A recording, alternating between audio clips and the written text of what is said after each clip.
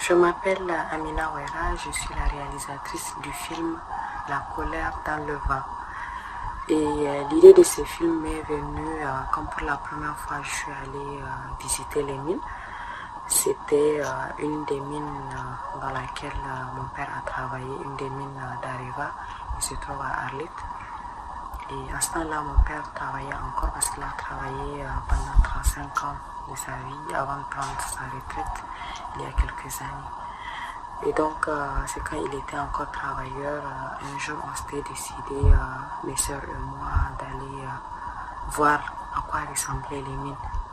Parce que nous étant petits, on ne savait pas à quoi ressemblaient ces mines-là. Donc on était curieux d'aller voir comment sont organisés les travailleurs, comment se faisait le travail à la mine.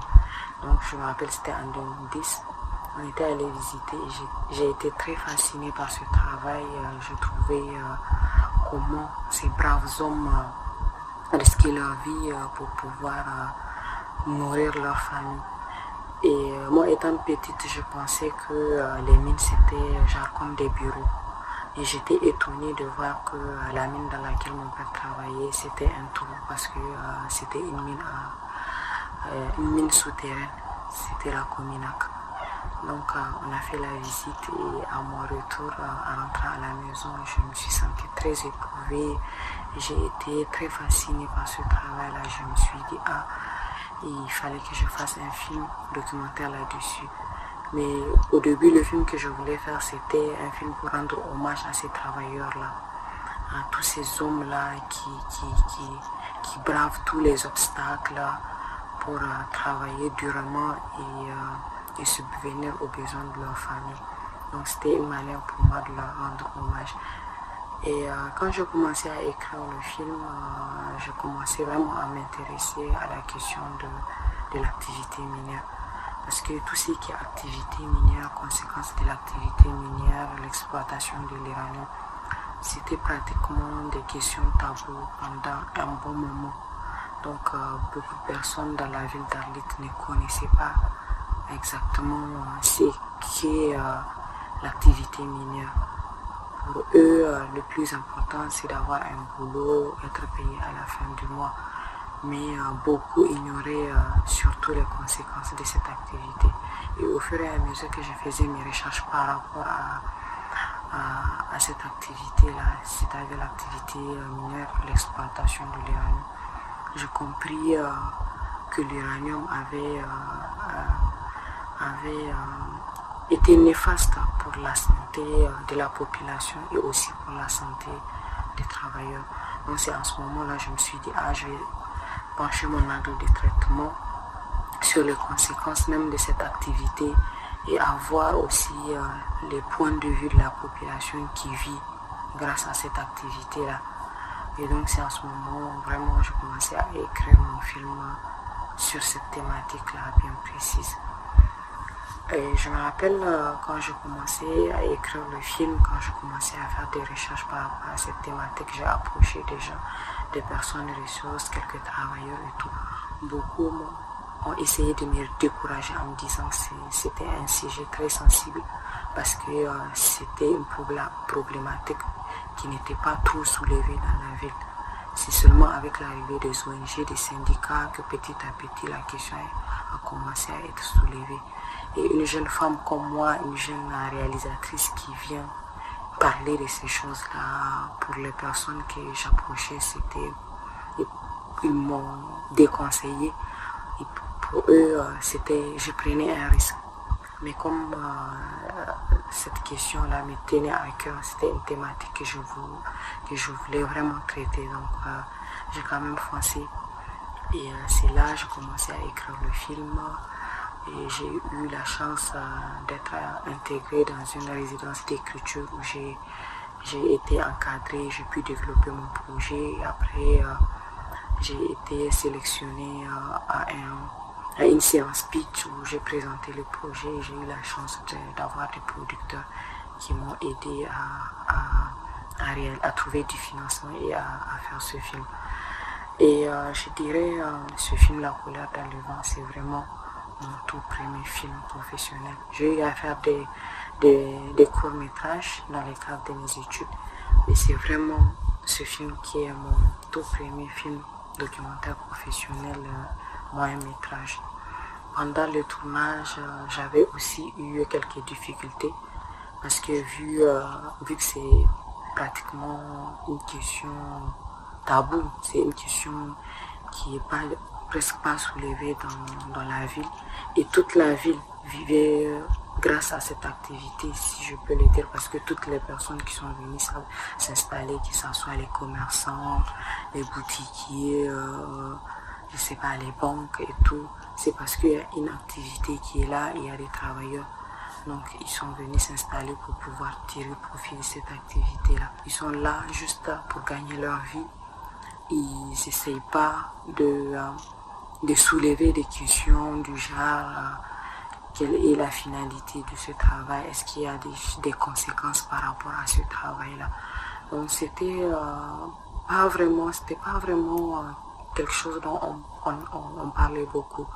C'était pratiquement Orano, à ce temps-là, c'était Areva qui avait le dernier mot, si je peux le dire.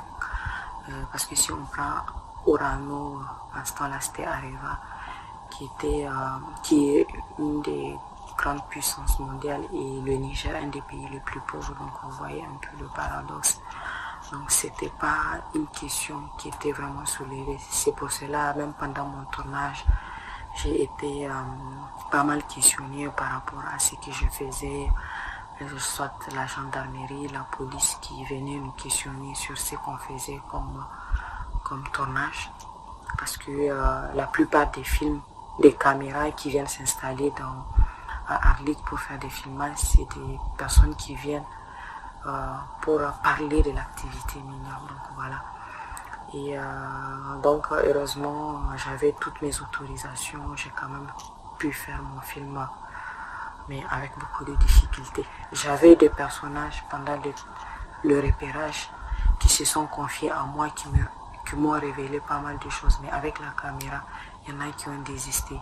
Il y en a qui n'ont pas voulu parler devant la caméra, de peur de se mettre en danger. Et également, quand je faisais le tournage, heureusement, j'ai commencé à tourner les séquences d'intérieur.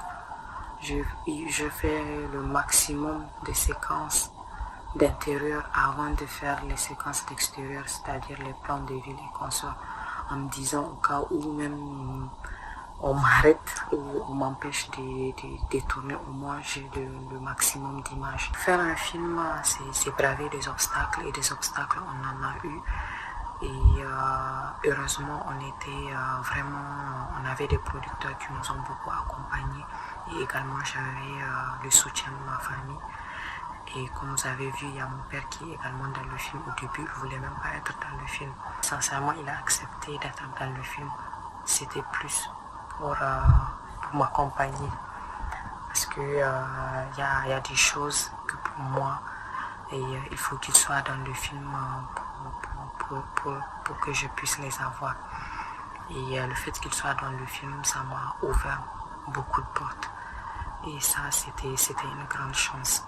Et le fait que aussi il était toujours là à m'encourager et tout, ça m'a donné encore plus de force et d'envie de continuer. Et évidemment, quand on écrit un film documentaire, on ne sait pas ce que le réel va nous offrir. On peut peut-être prévoir des personnages et que à la fin ces personnages meurent, soit ils désistent. Donc moi, c'est surtout des personnages qui en fin de compte n'ont pas voulu parler dans le film. Et il a fallu pendant le tournage chercher d'autres personnages. Et même dans le film, je ne sais pas, vous avez dû remarquer un personnage étrange. Et ce personnage, c'est un personnage qu'on a construit pendant le tournage du film. Ce n'était pas un personnage qui était prévu à l'écriture du film. Et donc on a voulu, mon équipe et moi, apporter un aspect un peu poétique à la chose. Le film était fini, et pour faire la projection, l'avant-première mondiale, on l'avait faite en France. Et l'avant-première au Niger, j'avais pas eu surtout d'endroit pour projeter le film. Le seul espace qu'on avait pour la projection de nos films en ce temps-là, c'était juste le CCFN, le Centre culturel français. Et comme c'est un film qui critique entre griffes un peu la France, ils n'ont pas voulu de ce film-là. Donc on a dû faire une projection en plein air. Et donc c'est un film qui a eu quand même des difficultés à être vu au Niger. Il a fallu vraiment du temps pour que le film soit vu. Et jusque-là, il n'a pas été trop vu au Niger par rapport à l'extérieur. Et c'est un film qui a été beaucoup sollicité en Europe, surtout en France. C'est un film qui a beaucoup sillonné en France. Et je vous dis honnêtement, quand je fais ce film, c'était juste une thématique qui me tenait à cœur. Et comme je l'ai dit au début, c'était en même temps une manière de rendre hommage à mon père, à tous ces travailleurs-là. Mais je ne savais pas que le film allait faire autant de succès, allait faire autant de festivals, allait avoir autant de prix. Parce que c'est un film qui a quand même eu une dizaine de distinctions dans plusieurs festivals. Et dans le monde, c'est un film qui a beaucoup voyagé. Je ne m'attendais pas du tout. Et j'ai quand même trouvé peu dommage que le film ne soit pas trop vu chez moi. Alors que c'était ça l'objectif. L'objectif, c'était que ça soit vu par le maximum de Nigériens et qu'il y ait une prise de conscience et qu'il y ait surtout du changement. Et là, dans quelques jours, je dirais par le 31 mars de ce mois, il y aura la fermeture d'une des mines et il y aura beaucoup de jeunes qui vont se retrouver au chômage. Et peut-être même la ville dans laquelle moi j'ai grandi, la ville dans laquelle je fais ce film, risque même de disparaître parce que toutes ces personnes qui sont là, c'est grâce à cette activité-là. Donc s'il n'y a plus cette mine-là, certainement toutes ces personnes qui sont là seront obligées de partir. Et toutes tous ces résidus radioactifs qui sont là, exposés dans la ville, qu'est-ce qu'on va en faire? Ce que je trouvais intéressant, c'est que mon film était presque une référence. Par exemple, s'il y a des gens qui ont envie de faire des conférences ou de faire des débats par rapport à cette thématique d'exploitation minière, donc le film a servi quand même de support là. Et là, aujourd'hui, je travaille sur un autre projet qui parle de la migration et qui est en ce moment en développement. Et je suis très ravie que mon film passe en Nantes. D'ailleurs, il est déjà passé en Nantes 2 fois. Et je suis contente qu'il repasse encore. Je remercie beaucoup à la Maison de l'Afrique qui a programmé ce film dans le cadre de ses activités. Et j'espère pouvoir un jour passer mon prochain film, qui sait. Pour moi, c'est un honneur. Alors, je vous dis à bientôt.